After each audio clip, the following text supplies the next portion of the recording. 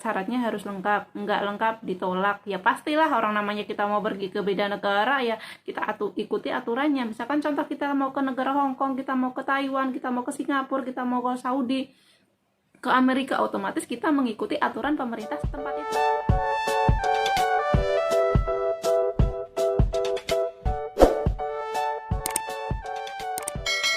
Halo, assalamualaikum warahmatullahi wabarakatuh. Kembali lagi dengan Hosim Fabila Channel. Oke, apa kabar semuanya? Semoga baik-baik saja dan sehat ya.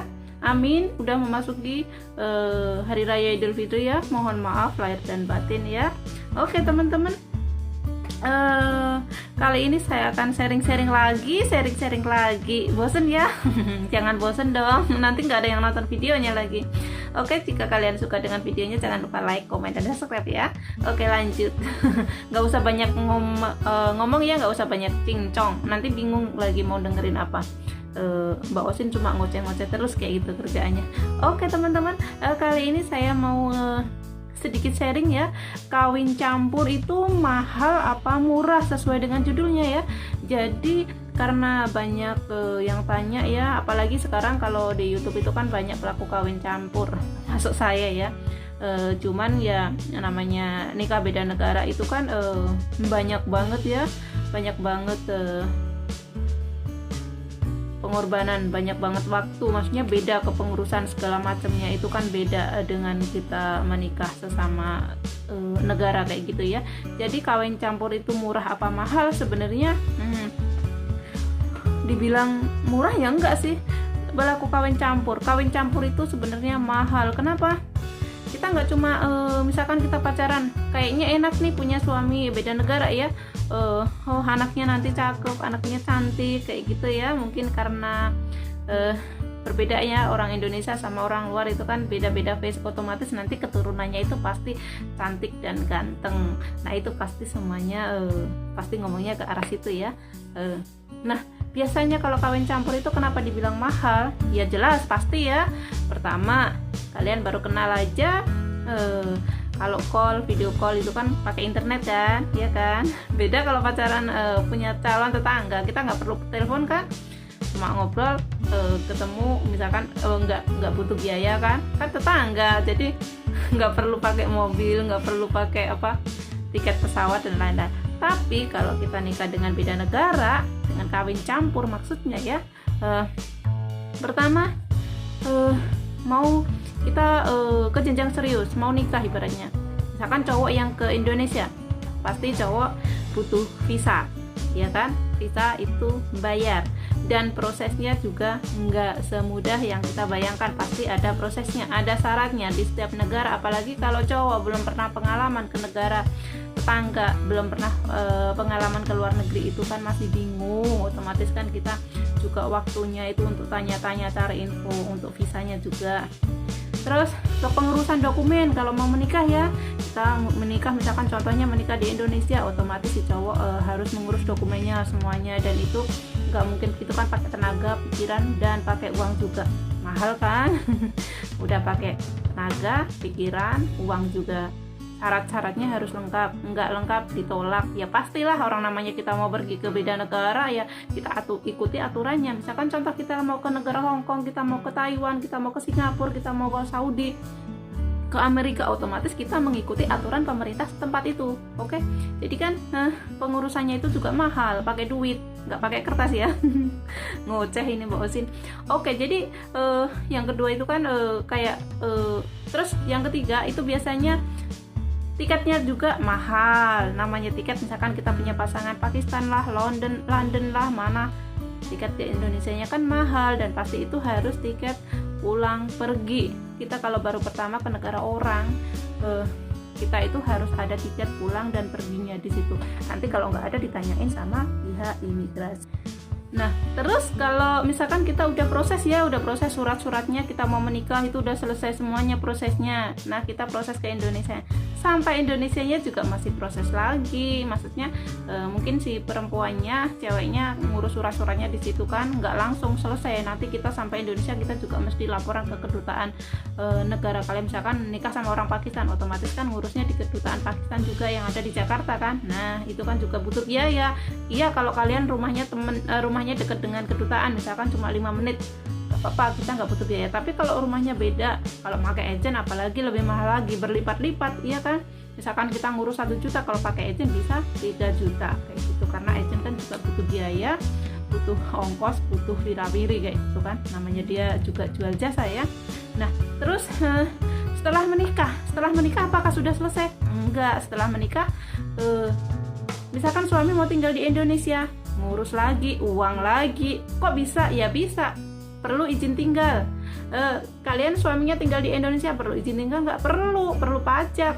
Izin tinggal kan kita bayar, misalkan 1 tahun, ITAS 1 tahun, 2 tahun, nanti setelah 2 tahun bikin lagi untuk yang 5 tahun, setelah 5 tahun bikin lagi, kayak gitu. Jadi emang harus selalu siap duit. Jadi kalau kita mau kawin campur, kita emang benar-benar harus memikirkannya itu double pikiran. Jadi misalkan kita nggak menggampangkan, oh iya kayaknya enak nih nikah sama beda negara, mikirnya cuma setelah menikah resmi beres. Enggak, kalian salah, karena setelah menikah itu masih banyak yang harus diproses, mengurusi surat izin tinggal. Kalau kita mau ngurus surat izin tinggal itu kan juga kita harus laporan syarat-syaratnya seperti SKTP lah, apa segala macam itu kan harus ada semuanya. Jadi kita wira-wira lagi ke Dukcapil lah, ke kelurahan, ke kecamatan, dan itu juga perlu pakai duit. Pakai duitnya apa? Kan biaya wira-wiri, kita perlu bensin kan, itu juga uang. Makanya dibilang mahal karena semuanya serba duit. Nah kalau semuanya surat izin sudah selesai, apakah sudah selesai? Enggak. Kita punya anak nih, ngurus lagi. Kenapa bisa? Ya bisa karena anak kita beda negara. Jadi kita harus, misalkan kita punya anak, kita mau ngurus aktenya, kita harus ke kita juga harus mencari dokumen yang misalkan ke kedutaan Pakistan lah atau kemana kayak gitu ya. Kita harus diurus nanti anaknya. Biasanya kalau nikah kawin campur itu untuk anak ini kita sebelum umur 17 tahun itu dia masih mempunyai hak 2 kewarganegaraan ya. Misalkan kalian nikahnya sama Pakistan, berarti punya 2 paspor, Pakistan sama Indonesia. Nanti setelah umur 17 tahun dia baru memutuskan mau ikut negara mana kayak gitu. Jadi kalau mau ikut negara Pakistan atau negara Indonesia, dan mau ikut pun itu juga harus dites. Jadi nggak semudah yang kita bayangkan. Makanya kadang-kadang kalau orang nikah beda negara itu kalau kita ngelihatnya mungkin setelah mereka menyelesaikan semuanya dokumen mungkin santai-santai saja. Tapi kalau yang belum, apalagi yang belum pernah pengalaman sama sekali ke luar negeri, mungkin pertama kali langsung kenal dengan cowok luar negeri, nggak tahu sama sekali proses dan gimana caranya, pasti kalian itu stres, pasti kalian itu parno, semuanya di otak-atik, mau di website lah, mau di Google lah, mau di YouTube, mau di Facebook, pokoknya kita cari infonya sebanyak-banyaknya.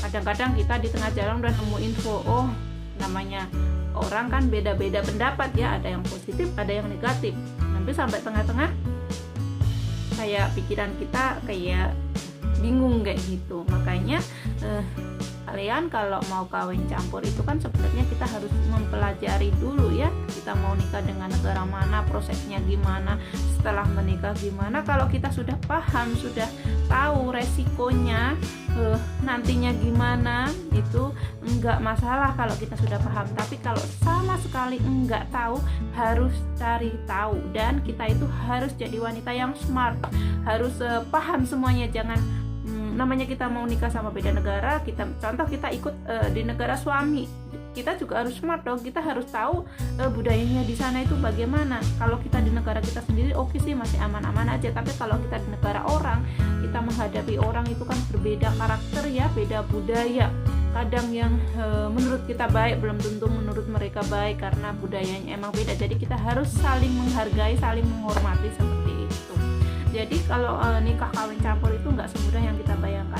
Begitu juga sebaliknya, kalau tadi misalkan suaminya yang di Indonesia, nah di Indonesianya juga rata-rata kalau setelah menikah dengan WNI itu kan nggak bisa kerja di sini ya, kecuali cowoknya, suami kita bukain usaha buat kita, nah cuma atas namanya aja kita, tapi dikerjain bareng kayak gitu, suaminya ikut menghandle. Nah itu mungkin beda, tapi kalau untuk bekerja itu nggak bisa setahu saya sih, tapi mungkin teman-teman ada yang suaminya bisa kerja ya, itu lebih bagus. Kecuali kalau emang mungkin sebelum menikah emang dia udah kerja di Indonesia, udah punya jabatan yang bagus, itu lebih bagus lagi, jadi dia nggak susah-susah untuk mengurusnya karena lebih paham, udah biasa keluar negeri kayak gitu. Tapi kalau yang sama sekali belum, itu kadang-kadang bikin kita parno ya, emang ini bener ya. Jadi seperti itu ya, emang kalau nikah beda negara kita harus siap dengan segala konsekuensinya. Kalau kita sudah memutuskan sesuatu berarti kita sudah siap dengan semuanya, dan pasangan kita pun juga harus tahu itu. Jadi sebelum kalian melakukan pernikahan, kalian harus rundingkan dulu ya sama pasangannya untuk nextnya itu yang harus diurus itu seperti ini, karena nggak semua WNA itu juga paham ya. Sama dengan kayak kita, namanya orang itu kan di negara manapun, dimanapun tuh sama, ada yang gampang memahami sesuatu, ada juga yang susah kayak gitu loh. Jadi harus dibicarakan dari awal. Emang kalau nikah kawin campur itu emang banyak yang diurus, pokoknya uang dan uang, pokoknya semuanya perlu uang. Udah punya sebelum nikah uang ngurusnya, setelah menikah uang lagi, punya anak uang lagi, udah tua uang lagi, kan uang terus, makanya dibilang mahal seperti itu.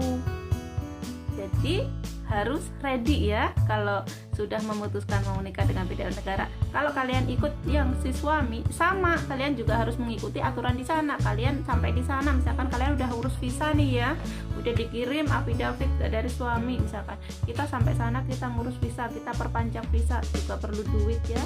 Terus kita ngurus KTP di sana perlu duit ya, kita memahami semuanya, perbedaan apa-apa.